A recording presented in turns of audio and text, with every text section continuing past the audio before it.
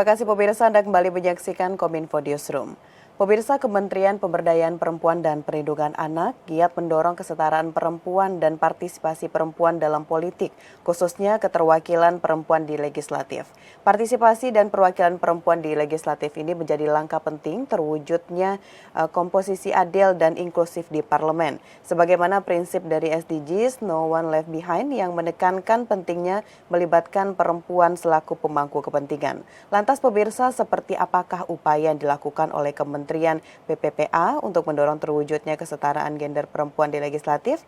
Untuk membahasnya saat ini saya sudah terhubung bersama dengan Bapak Iip Ilham Firman selaku Asisten Deputi Pengaruh Utamaan Gender Bidang Politik dan Hukum Kementerian PPPA. Assalamualaikum, selamat malam Pak Iip.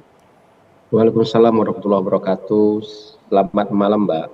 Baik, salam sehat ya Pak. Ya, salam sehat Mbak Mona ya.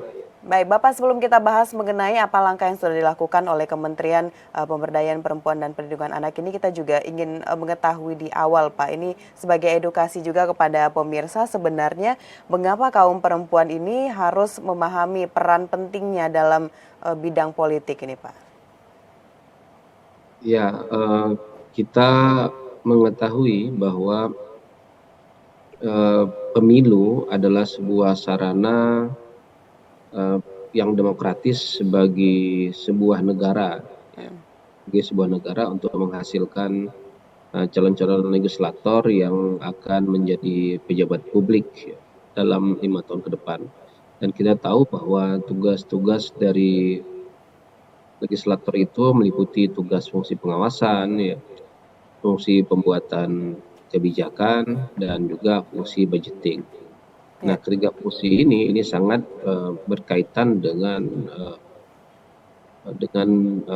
kehidupan berbangsa dan bernegara. Nah, dalam situasi seperti ini, tentunya kita mengharapkan bahwa kebijakan yang publik yang dihasilkan oleh lembaga legislatif itu menjadi lebih berkualitas. Nah, dari berbagai literatur yang kita miliki dan juga dari berbagai pengalaman negara lain yang kita dapatkan, kita mengetahui bahwa kehadiran politisi perempuan itu akan dapat menambah kualitas kebijakan publik yang dibuat oleh legislatif, karena perempuan sebagai politisi akan menambah khasanah substansi dari kebijakan publik yang dihasilkan oleh sebuah lembaga parlemen, di mana pada umumnya akan banyak memiliki preferensi terhadap kehidupan perempuan dan anak. Inilah peran penting dari keberadaan perempuan dalam parlemen yang kita harapkan sekali lagi untuk meningkatkan kualitas parlemen kita dan juga meningkatkan kualitas dari produk-produk kebijakan publik yang dihasilkan oleh parlemen. Demikian, Mbak. Baik, Pak Iip, berarti pentingnya keterlibatan perempuan ini di parlemen adalah untuk meningkatkan kualitas dari parlemen dan juga hasil atau kebijakan nantinya. Lalu untuk saat ini Pak Iip, di Indonesia sendiri apakah sudah berapa persen begitu Pak masyarakat Indonesia yang perempuan ini sudah berpartisipasi dalam bidang politik? Apakah ini masih bisa dikatakan rendah atau bahkan ini sudah makin meningkat ini Pak persentasenya di Indonesia? Ya, kalau kita lihat dari sisi regulasi bahwa sudah ada upaya dari pemerintah kita untuk meningkatkan keterwakilan perempuan di parlemen ya. Kita lihat mulai dari Undang-Undang Nomor 2 Tahun 2008, kemudian Undang-Undang Nomor 8 2012, kemudian juga Undang-Undang Nomor 7 Tahun 2017 yang semuanya merupakan undang politik. Di sana menunjukkan adanya keberpihakan negara terhadap keterwakilan perempuan di parlemen. Seperti yang paling sering kita dengar adalah adanya kewajiban setiap partai itu menampilkan representasi 30% perempuan sebagai calon legislatif. Bagaimana dengan hasilnya? Nah, kita melihat bahwa ada peningkatan, dan pada tahun 2019 itu perempuan di parlemen kita ada di angka 20%. di DPR, kemudian di DPRD provinsi itu ada di 17%. Tentu saja ini angka yang masih jauh dari harapan kita 30% keterwakilan perempuan di parlemen. Ya. Namun demikian, sebenarnya potensinya ada, Mbak. Apa potensinya? Bahwa pemilih perempuan kita itu jumlahnya sedikit lebih banyak ketimbang pemilih laki-laki. Jadi kalau kita lihat di data KPU tahun 2023, pemilih perempuan kita berjumlah 101.500.000 sekian. Ya. Sementara kalau pemilih laki-laki ada di 100.100.000 sekian. Jadi ada selisih sekitar 300.000 jumlah pemilih perempuan lebih banyak dari pemilih laki-laki. Nah, berarti 50% ya. Tetapi untuk mencapai 30% saja sulit. Nah, inilah tantangan-tantangan yang kita hadapi dalam bagaimana upaya kita yang harus kita lakukan saat ini agar bisa menggerek, bisa dapat meningkatkan keterwakilan perempuan kita di parlemen, baik itu di DPR, di DPD, di DPRD provinsi, dan DPRD kabupaten kota. Tentunya harapan kita bukan hanya kita meningkatkan keterwakilan perempuan di parlemen dari segi kuantitas saja, tetapi juga bagaimana kita mengharapkan calon legislatif perempuan yang terpilih nantinya juga memang berkualitas untuk membantu mewujudkan parlemen yang lebih baik. Baik, 30% gitu Pak ya, target 30% keterwakilan perempuan di parlemen itu Bapak sendiri tadi juga mengatakan ini masih terbilang cukup jauh begitu Pak. Nah ini banyak juga pihak yang memandang sebelah mata target 30% keterlibatan perempuan di parlemen ini. Nah, kalau dari Kementerian PPPA Pak Iip, apa yang akan kita lakukan, strategi apa yang telah dipersiapkan untuk bisa mengejar target ini Pak? Ya, memang ada hambatan-hambatan yang cukup fundamental yang dihadapi oleh kita ya, negara kita dalam meningkatkan keterwakilan perempuan di parlemen. Beberapa hal diantaranya adalah budaya patriarki ya, yang masih menempel ketat di dalam pemikiran masyarakat kita, dan itu sudah berakar Mbak sejak berabad-abad yang lalu, di mana perempuan dijauhkan perannya dari kehidupan politik ya.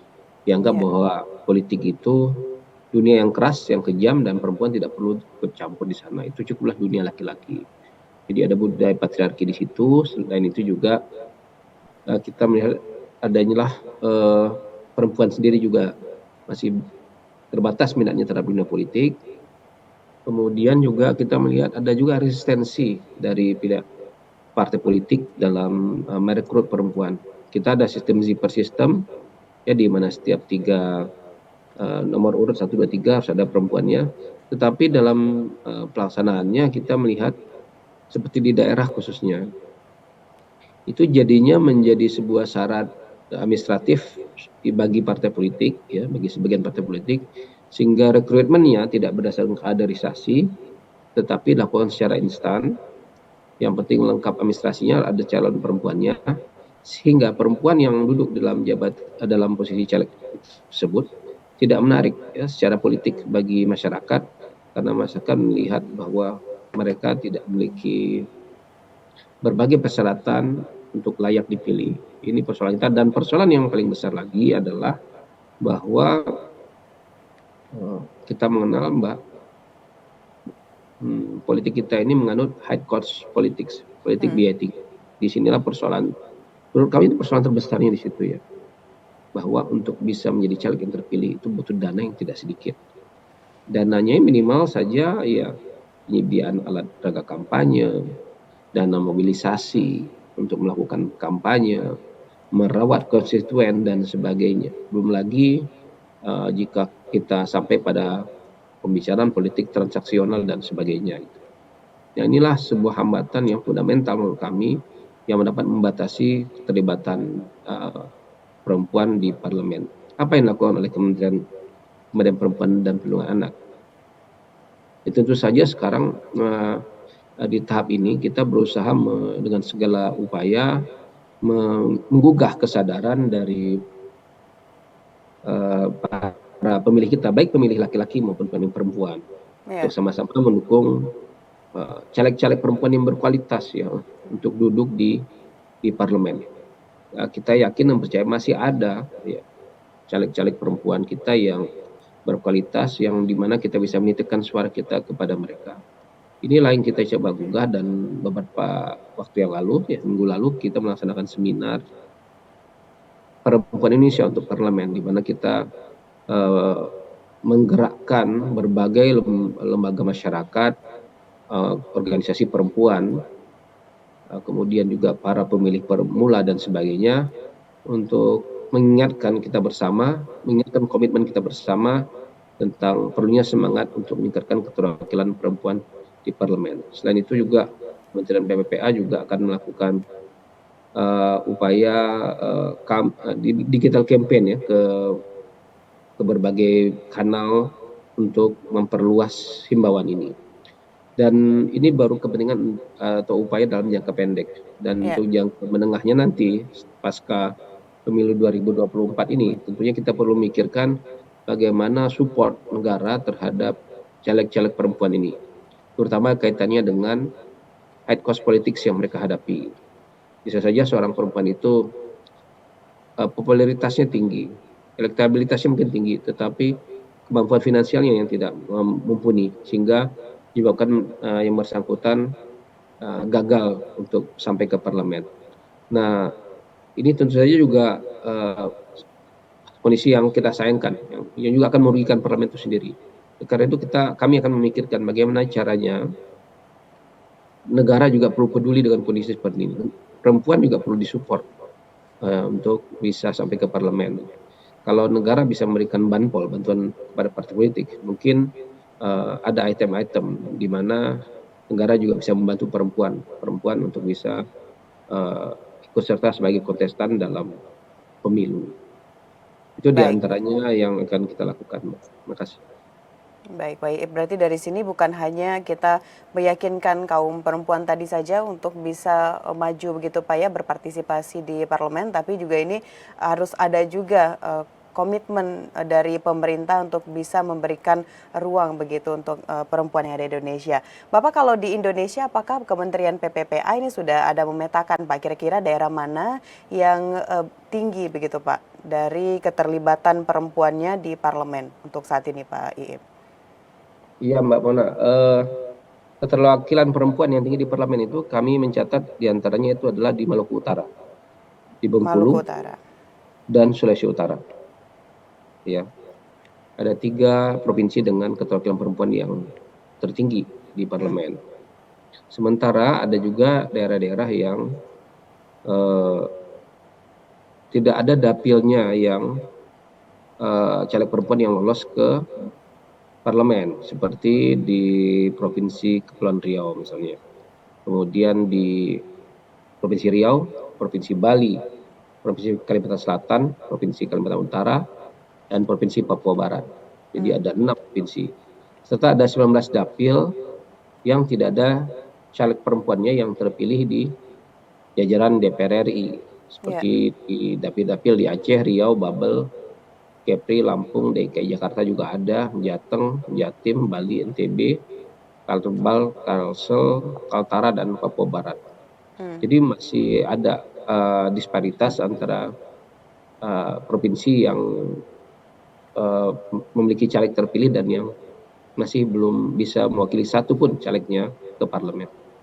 Baik, dari data yang Bapak sebutkan tadi masih ada 16 dapil begitu Pak ya di Indonesia ini yang masyarakatnya 12 dapil di Indonesia masyarakatnya belum memberikan kepercayaan kepada caleg yang perempuan tadi untuk maju di parlemen. Berarti ini menjadi tugas kita bersama, khususnya juga dari Kementerian PPPA untuk bisa memberikan keyakinan juga kepada masyarakat, meningkatkan kualitas perempuan dan juga memberikan ruang tentunya di parlemen. Pak Iip, terima kasih banyak sudah memberikan informasi terkait bagaimana keterlibatan perempuan di parlemen hingga saat ini. Kita akan diskusi lagi Pak Iip terkait dengan bagaimana upaya-upaya yang telah dilakukan oleh Kementerian PPPA di Indonesia saat ini. Selamat melanjutkan aktivitas Pak Iip, selamat malam. Selamat malam Mbak.